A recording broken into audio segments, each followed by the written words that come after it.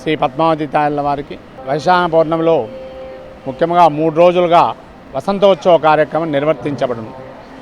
అంటే గ్రీష్మ ఋతువు వచ్చేదానికి ముందు అమ్మవారు మండే ఎండలో అమ్మవారికి వసంత ఋతువులో ప్రజలందరినీ మండేటువంటి ఎండల నుంచి రక్షించేదానికి శుక్రవారం తోటలో వసంతోత్సవ కార్యక్రమం నిర్వర్తించబడును. ఆ వసంతోత్సవానికి ముందుగా వచ్చేటువంటి మంగళవారం నాడు ఈ యొక్క కోయిల్ ఆల్వార్ తిరుమంజనము చేయట అనవాయితీగా వస్తున్నది విదితమే. మనకు ముఖ్యంగా అమ్మవారి ఆలయంలో బ్రహ్మోత్సవ కాలమునందు మరియు రథసప్తమి, వసంతోత్సవము, పవిత్రోత్సవములు సంవత్సరమునకు 4 తూర్లు ఆలయ శుద్ధి కార్యక్రమం నిర్వర్తించబడును. కోయిల్ ఆల్వార్ తిరుమంజనం అనగా పసుపు, చందనము, పచ్చకర్పూరం మొదలైనటువంటి లేపనములతో తయారు చేసినటువంటి పరిమళాన్ని గోడలకంతా అనుసంధానించబడును.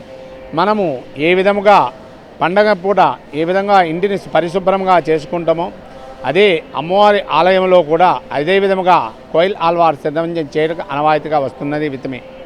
ఈ వసంతోత్సవ కాలంలో శుక్రవారం తోటలో అమ్మవారు వేంచేపు చేసి అమ్మవారికి స్తపన తిరుమంజనం వచ్చి అమ్మవారికి విశేషమైనటువంటి ఆభరణములతో అమ్మవారు తిరువీధి ఉత్సవం జరుగును. కావున భక్తులందరూ కూడా ఈ యొక్క వసంతోత్సవ కాలముకు వేంచేసి అమ్మవారి యొక్క కృపకు పాత్రులు కండి.